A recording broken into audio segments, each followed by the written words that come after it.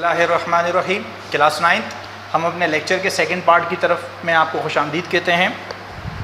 First part में हमने study किया था बेटा पेज नंबर 3, 4, 5 पे जो टॉपिक था हमारे पास 5, 6 पे, वो था study about Quranic verses of animal and plants, कि एनिमल और प्लांट्स के बारे में अल्लाह ताला ने क्या फरमाया है, उनकी इब्तिदा, उनकी ज़िंदगी, उनका खाना पीना, रिहाइश, रहन सहन के बारे में, किस तरह हमें फ़ायदा देते हैं, किस तरह हम उनको फ़ायदा देते हैं। अब जो पेज नंबर 7 पे क्लास 9 बेटा हमारा टॉपिक है वो है ब्रांचेस ऑफ बायोलॉजी। आपको मैंने एक होम टास्क दिया था, वो ज़रूर इंशाल्लाह आपने पूरा किया होगा। उस होम टास्क में मैंने आपसे कहा था कि आप ब्रांचेस ऑफ बायोलॉजी जो शुरू की 6 है वो आप स्टडी करेंगे।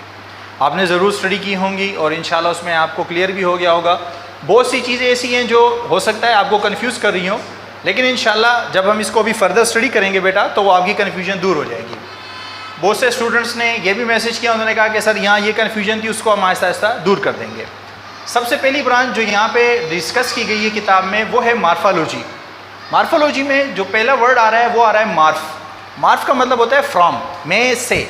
ये इंग्लिश एक वर्ड फ्रॉम यानी FROM फ्रॉम, उसको अगर आप बुक में देखेंगे तो फॉर्म लिखा हुआ है, फॉर्म में से, किस में से लिया गया है।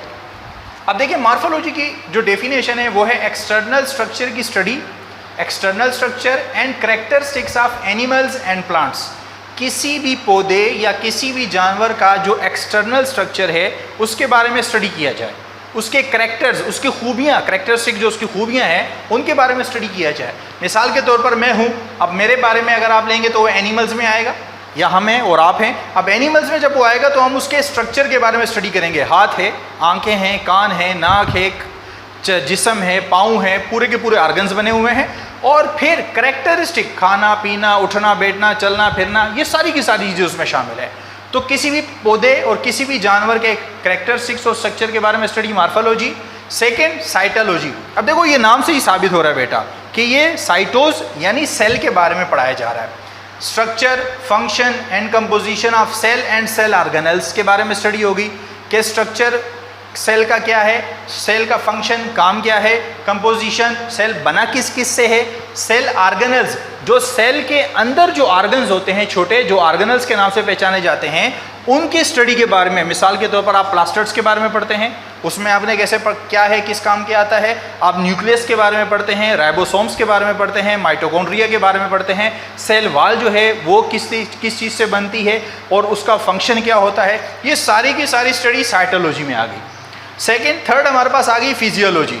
अब देखिए फिजिकल बात हो रही है ना यहाँ पे, अब जब फिजियोलॉजी की बात हो जाएगी तो वो नेचर पे डिपेंड करेगी कि अब नेचर कुदरत की बात नहीं हो रही यहाँ पे बेटा, बल्कि नेचर की का मतलब ये है कि मैं हूँ, मैं एक ऑर्गेनिज्म हूँ, तो मेरी नेचर, मेरी खूबियाँ और खामियाँ क्या क्या हैं।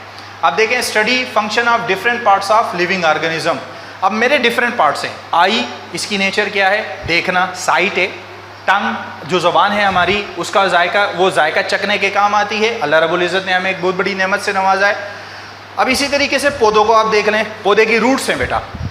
रूट्स क्या करती हैं, सांस नहीं लेती, रूट्स का काम है एब्जॉर्प्शन का। फिर वो एक किस्म का फंक्शन डिलीवर करती है, प्रेशर प्रोगेट करती है, वो पानी को और खुराक को ऊपर पहुँचाती हैं। तो डिफरेंट पार्ट्स की जो स्टडी होती है लिविंग ऑर्गेनिज्म की, वो फिजियोलॉजी में आ रही है। सेकेंड जो हमारे पास एनाटोमी आ रही है। अब एनाटोमी जब हम स्टडी करते हैं तो एना का मतलब होता है अब ऊपरी हिस्सा। एना का मतलब क्या है, ऊपरी हिस्सा। अब लफ्ज़ टोम का मतलब होता है कट करना।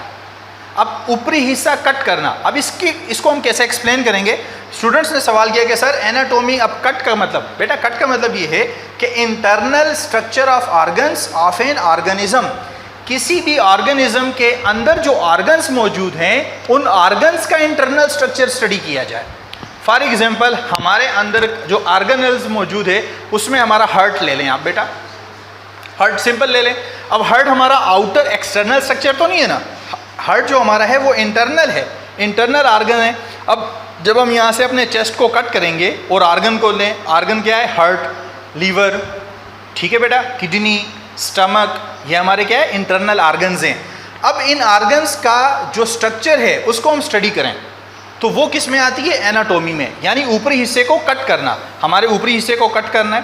प्लांट्स में किस तरीके से होता है, रूट्स को स्टडी करना, टिश्यूज़ को स्टडी करना, स्टेम के अंदर क्या है, जाइलम और फ्लोएम किस तरीके से काम करते हैं उसको स्टडी करना, लीफ का फंक्शन किस तरीके से है। लीफ ऊपर से तो आपको ग्रीन ही नज़र आ रहा है, लेकिन कहा जाता है लीफ में स्टोमेटा होते हैं। अब स्टोमेटा तो नज़र ही नहीं आ रहे सर, पत्ते में तो आगे पीछे कोई सुराख ही नहीं है। अब उसको क्या है, वो माइक्रोस्कोपिक स्टडी है। अब जब हम माइक्रोस्कोपिक स्टडी करेंगे तो हमें पता लगेगा कि लीफ के अंदर और क्या क्या चीज़ें शामिल हैं। तो बेटा जी जो हम लोगों ने अपनी यहाँ पे स्टडी की, जो हम लोगों ने यहाँ पे आज टॉपिक पढ़ा, वो था डिफरेंट ब्रांचेज ऑफ बायोलॉजी। उसमें हमने मार्फोलॉजी को स्टडी किया, साइटोलॉजी को स्टडी किया, फिजियोलॉजी को स्टडी किया, एनाटॉमी को स्टडी किया। ये चंद ब्रांचेस थी जो हम लोगों ने अपने लेक्चर के इस पार्ट में डिलीवर्ड की हैं, क्लियर की हैं। उम्मीद है इंशाल्लाह आपको ये क्लियर हो गई होंगी। आपने क्या करना है बेटा होमवर्क में कि इसके बाद जो फर्दर कुछ ब्रांचेज हैं उनको आप स्टडी करेंगे।